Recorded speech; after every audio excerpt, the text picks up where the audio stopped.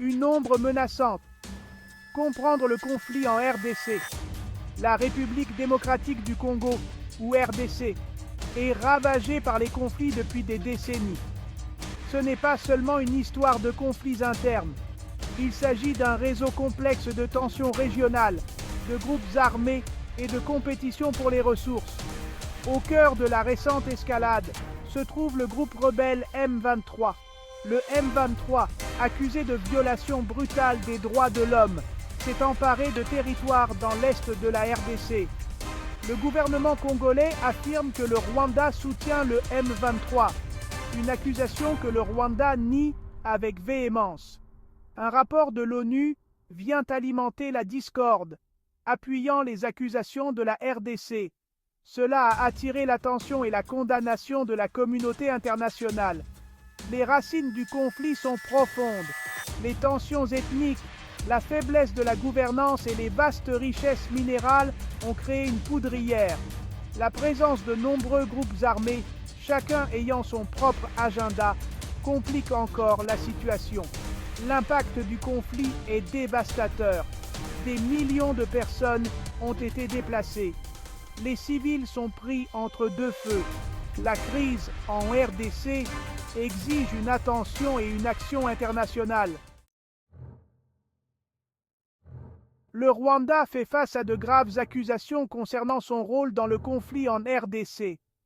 Le gouvernement de la RDC, ainsi que l'ONU, allèguent un soutien rwandais aux rebelles du M23. Ce soutien présumé comprendrait la fourniture de troupes, d'armes et d'une assistance logistique. Le Rwanda nie catégoriquement ces accusations. Il affirme être un partenaire pour la paix dans la région. Cependant, les preuves présentées par l'ONU et d'autres instances ont placé le Rwanda dans une position délicate. La communauté internationale est confrontée à la question de savoir comment réagir. Les États-Unis ont appelé le Rwanda à cesser tout soutien au M23. Le Conseil de sécurité de l'ONU a condamné la violence du M23 et a appelé à la fin du soutien extérieur aux groupes armés. Ces appels à l'action n'ont eu qu'un impact limité jusqu'à présent. La situation reste volatile. La communauté internationale doit envisager des mesures plus fermes pour faire pression sur le Rwanda et les autres acteurs afin qu'ils mettent fin à leur implication dans le conflit. Une crise humanitaire, déplacements et souffrances en RDC. Le conflit en RDC a déclenché une grave crise humanitaire.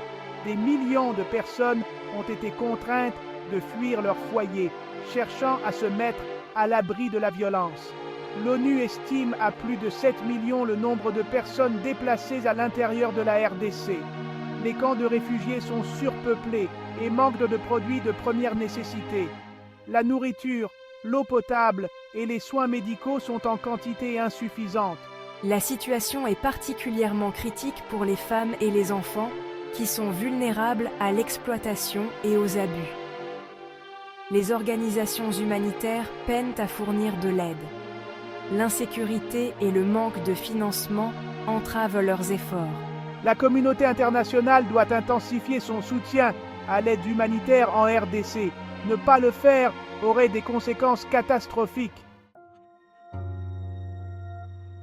Section 4. L'Occident sous le feu des critiques. Le sentiment anti-occidental en RDC. Le conflit en cours en RDC a alimenté une vague de sentiments anti-occidental.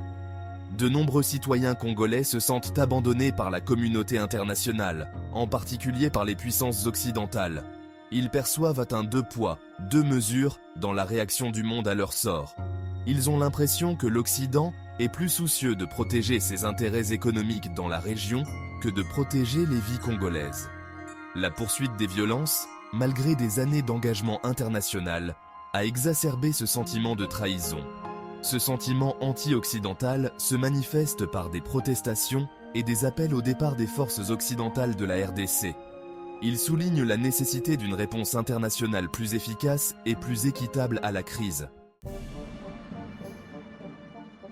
Section 5. Les limites du droit, la justice internationale et le conflit en RDC. Le conflit en RDC met en évidence les limites du droit international en matière de prévention et de répression des atrocités.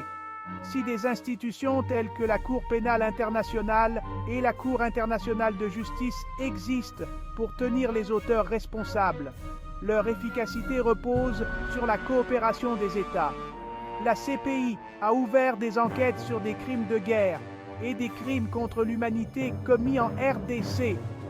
Cependant, sa portée est limitée par la lenteur de la justice et la difficulté d'appréhender les suspects. La CIJ a également été amenée à se pencher sur certains aspects du conflit, principalement dans des affaires relatives à des violations de la souveraineté et à des actes d'agression. Toutefois, ces jugements sont souvent difficiles à faire appliquer. Le conflit en RDC souligne la nécessité de mécanismes internationaux plus forts pour faire respecter le droit international et tenir les auteurs d'atrocités responsables de leurs actes. Section 6. À la recherche de la paix, une voie à suivre pour la RDC. Parvenir à une paix durable en RDC est une tâche ardue mais nécessaire. Elle exige une approche multiforme qui s'attaque aux causes profondes du conflit et aux besoins de sa population. Avant toute chose, un cessez-le-feu et un dialogue politique sont essentiels. Toutes les parties au conflit doivent se réunir à la table des négociations de bonne foi. Les acteurs extérieurs, en particulier ceux qui sont accusés d'alimenter le conflit, doivent user de leur influence pour encourager le dialogue. Il est primordial de répondre à la crise humanitaire.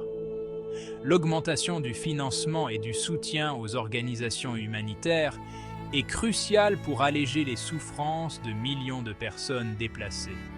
La stabilité à long terme passe par la lutte contre les causes profondes du conflit.